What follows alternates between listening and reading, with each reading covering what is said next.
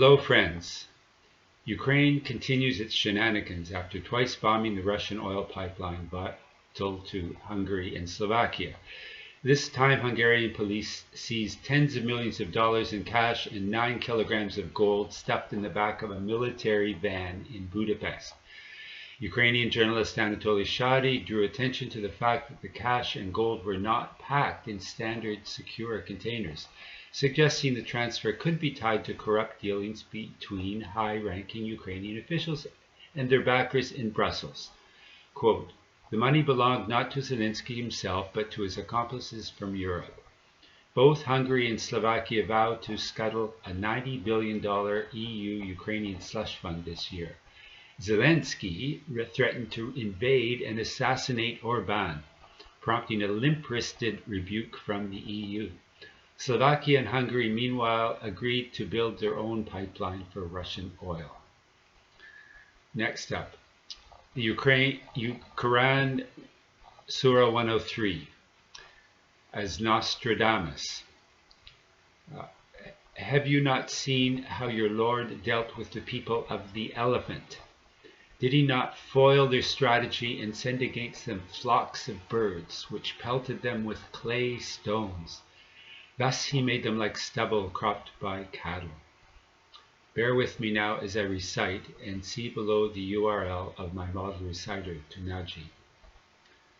Lam tara kaifa fa'ala rabbikum bi ashabi al-fil wa ja'alahum بكيدهم في تدليل وأرسل عليهم طيرا أبابيل ترمي بحجارة من سجيل وجعلهم كعصف مأكول.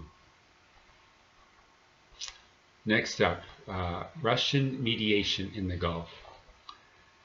Number 1, cessation of hostilities through a series of mutual compromises. 2, departure of the U.S. military from the region. 3, Iran joining the Saudi-Pakistan alliance. 4, creation of a Gulf Non-Aggression Pact, GNAP, which of course will include Iran. Next, Iran's special export to the U.S. and the Epstein elite. No condom, and no further comment.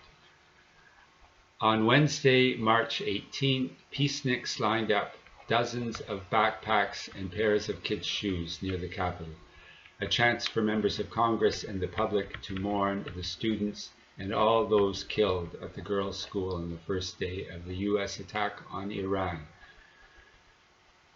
Next, cultural Washington is benefiting from a torrent of Trumpiana. Last September, a statue celebrating Trump and Epstein's best friendship went up across from the White House, but was quickly spirited away.